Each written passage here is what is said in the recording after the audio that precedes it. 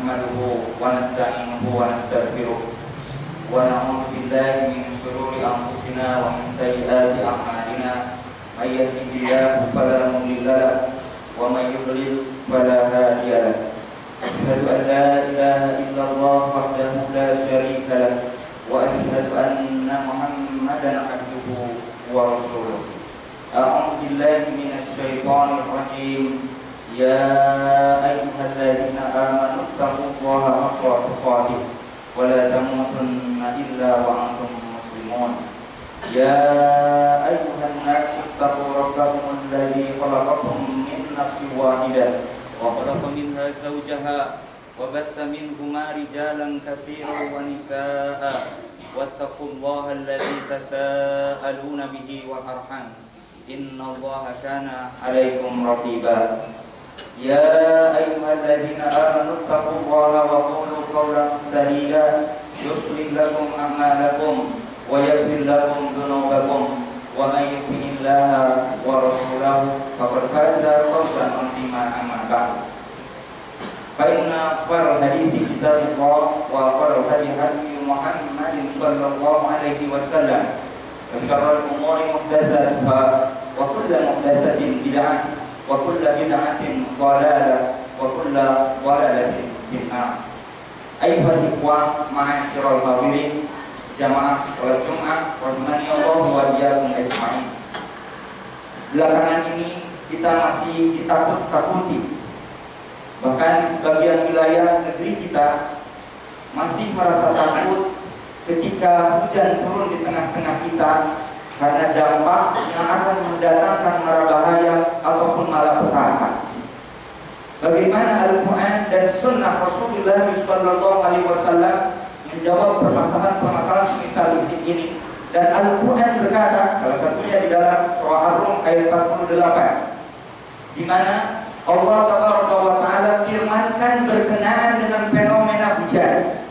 A'udzu billahi minasyaitonir rajim. Allah yursilur riyaha fatuthiru sahaban fayabsutuhu fis samai kaifa yasha fataral wadqa yakhruju min khilalihi fa idza asaba bihi man yasha'u min ibadihi fa idza hum yastabshirun. Allah dialah yang menggerakkan angin, lalu angin itu menggerakkan awan, kemudian awan itu Allah letakkan di atas langit. Kemudian Allah bentangkan sesuai dengan yang Allah kehendaki. Kemudian engkau akan melihat gumpalan-gumpalan dan kita akan melihat hujan turun dari celah-celahnya. Dan ketika hujan itu mengenai hamba-hambanya, maka tiba-tiba mereka semua bergembira. Maka ayat ini salah satu ayat yang menjelaskan tentang fenomena hujan ketika dikaitkan dengan ilmu pengetahuan. Dan ini juga disepakati oleh saintis barat. Bahkan kita kenal dengan saintis muslim yang bernama Harun Yahya, ketika beliau katakan di dalam sebuah tulisannya yang berjudul The Sign in the Heaven and the Earth Moment of Understanding, beliau katakan tentang kesesuaian ayat-ayat Allah tentang atau dengan fenomena hujan yang terjadi dengan sains modern. Bahkan beliau katakan miliaran liter air dibawa dari lautan melintasi daratan, kemudian dibawa ke atas, yang kemudian turunlah hujan kepada kita, yang itu bisa dimanfaatkan untuk seluruh makhluk. Sehingga Al-Quran ini mengajak kita agar kita bersyukur dengan apa yang Allah anugerahkan berupa hujan.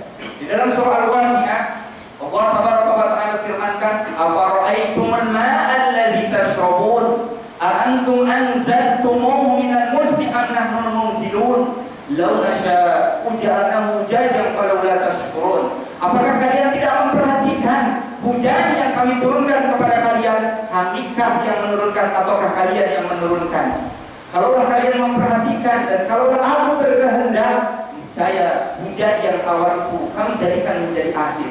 Sehingga Harun Yahya juga mengatakan air hujan yang turun ini 97% berasal dari air laut yang kemudian berubah menjadi tawar, yang tentu ini menjadi kekuasaan Allah yang telah ditetapkan oleh Allah. Ada hukum fisika yang menjadi pelajaran bagi kita, sehingga hujan yang turun kepada jelas merupakan sebuah rahmat bagi kita. Surah An-Nahl ayat 10 ayat 11 Allah Tabaraka wa Ta'ala firmankan, "Walladzi anzala lakum minas sama'i ma'an minhu syarab wa minhu syajarun fihi tusimun."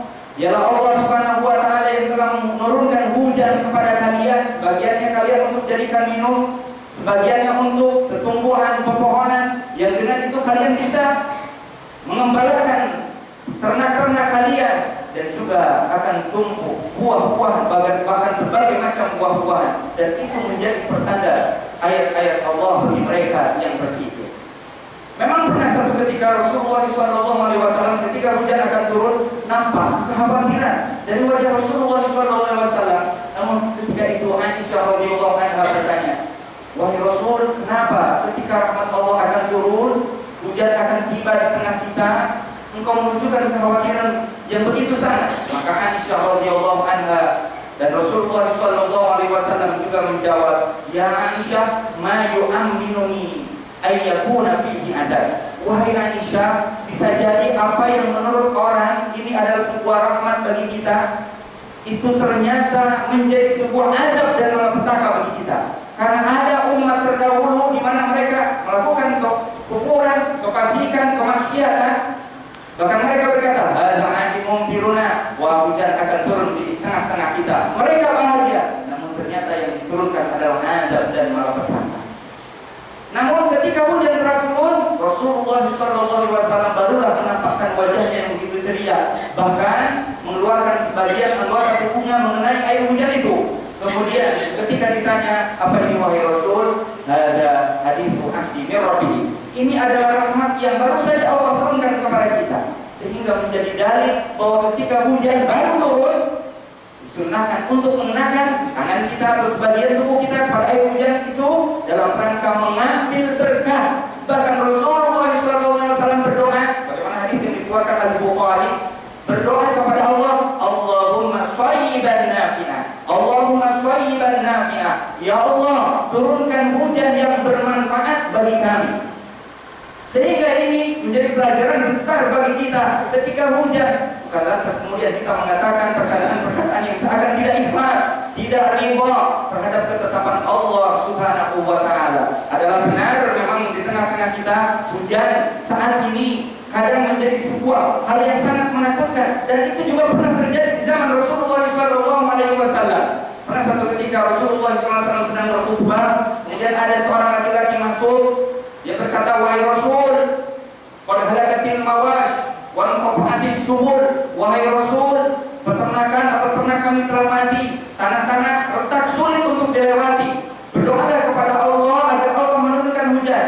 Kemudian Rasulullah SAW mengangkatkan kedua tangannya, kemudian berdoa, "Allahumma askina, Allahumma askina." Kemudian hujan turun. Bahkan yang meriwayatkan hadis ini sahabat Anas bin Malik mengatakan matahari tidak terlihat selama 6 hari, yang berarti hujan terus mengguyur deras, yang lantas kemudian terjadi banjir. Kemudian seorang pemuda tadi kembali lagi kepada Rasulullah SAW. Dia berkata, "Halakatil amwal wal qatatis subul." Wahai Rasul, berdoalah kepada Allah agar diturunkan hujan.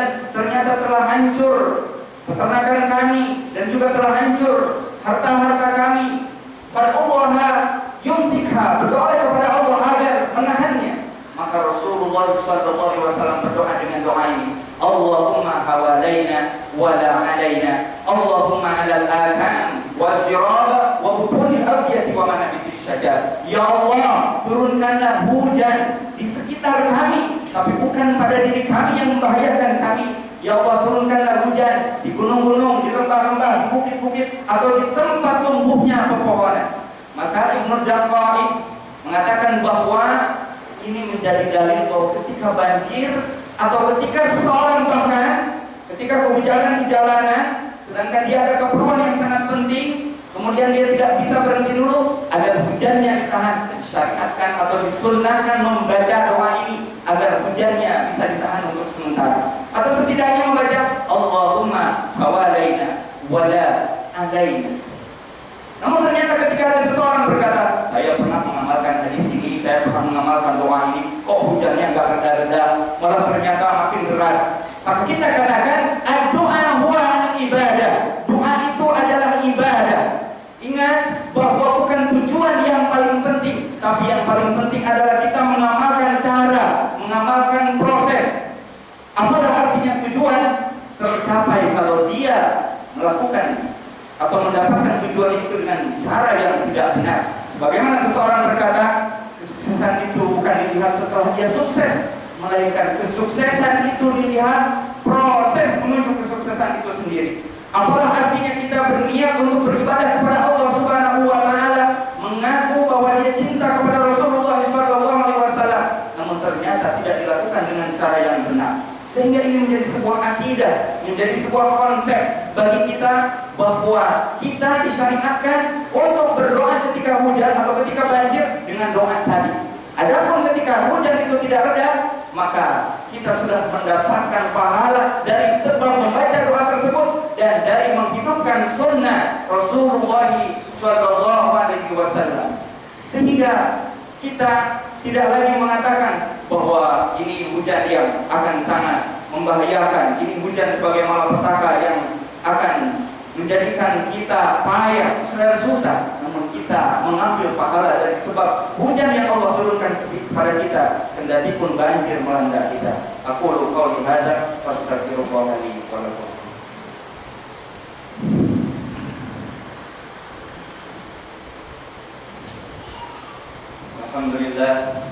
Alhamdulillah hamdan katsiran thayyiban mubarakan fi kama yuhibbu rabbuna wa yarda. Wa sallallahu ala nabiyyina Muhammadin wa ala alihi wa ashabihi wa sallam. Amma ba'd. Ayyuhal ikhwah ma'asyiral hadirin. Pernah satu ketika Rasulullah SAW ditanya oleh Zainab, wahai Rasul, apakah musibah akan menimpa kita, membinasakan kaum kita, padahal di tengah-tengah kita banyak orang-orang yang saleh? Maka Rasulullah SAW menjawab, na'am, idza kasral khaba'is.